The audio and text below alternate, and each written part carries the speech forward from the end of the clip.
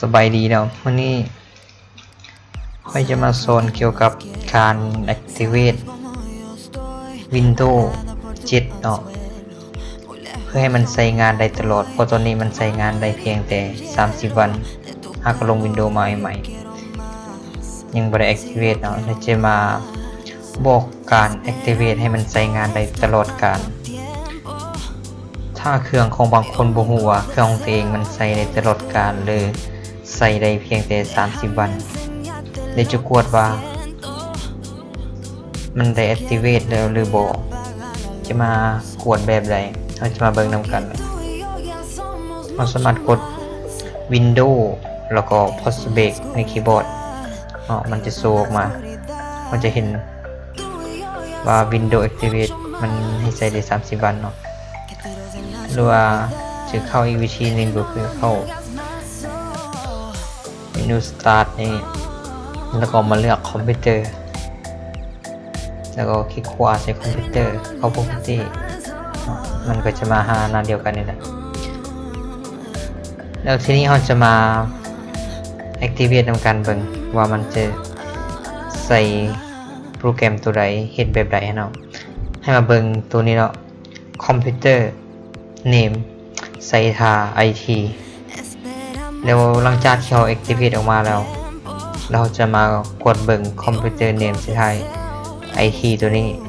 มันจะยังมี30 วันอยู่หรือบ่สำหรับโปรแกรมหรือว่าตัว Activate เป็นตัวนี้เลยเนาะค่อยได้โหลดออกมาแล้วเป็น Activate Win 7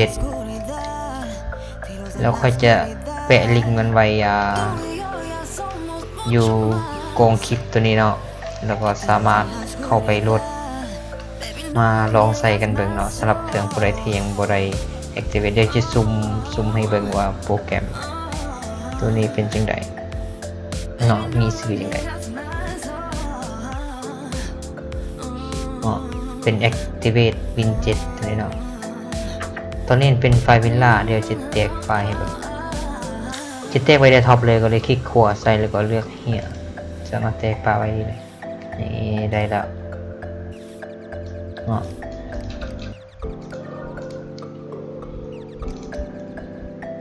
นี่เนาะมุมหางลักษณะหน้าต่างมันจะเป็นอย่างนี้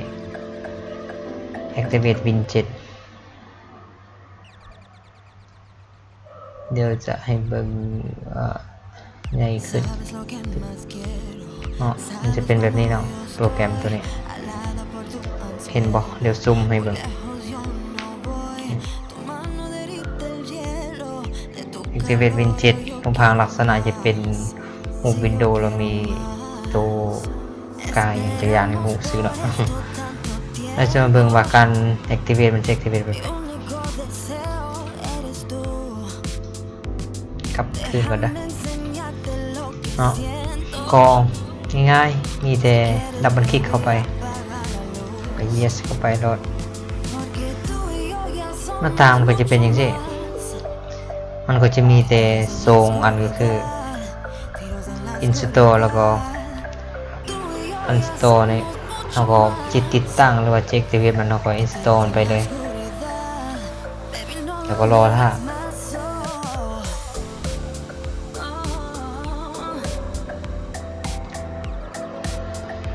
บโดนรอถ้าจาก2-3 นาทีในเดียวนึงมันก็จะได้บ่ฮอด 2-3 นาทีบ่ฮอดนาทีนึงสิ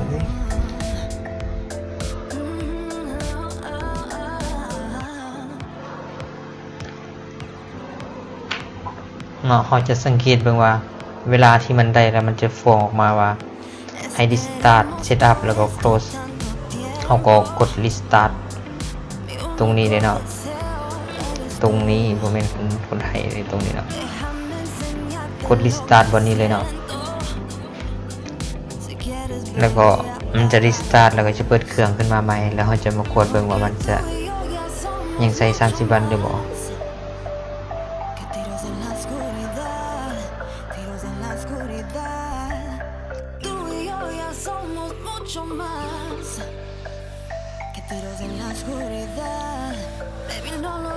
เนาะหลังจากที่เราได้ restart เครื่องขึ้นมาแล้ว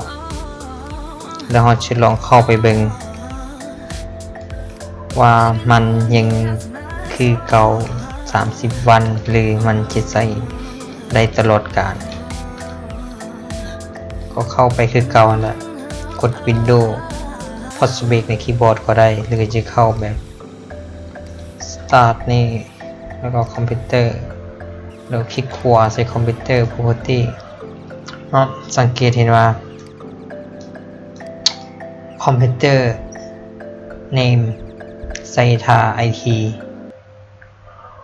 เห็นบ่สังเกตเบิ่งตัวนี้ Windows is activate Windows activate นี่เพราะว่าตอนที่เรายังบ่ได้ activate เราจะเห็นว่ามันให้ใส่เพียงแต่30 วันแต่ตอนนี้เราได้ลง activate ให้มันแล้วแปลว่าเราใช้งานได้โดนใช้งานไปได้ตลอดกาลจนกว่าเราบ่อยากใส่ Windows จนอยากจะลงใหม่ไปเลยเนาะ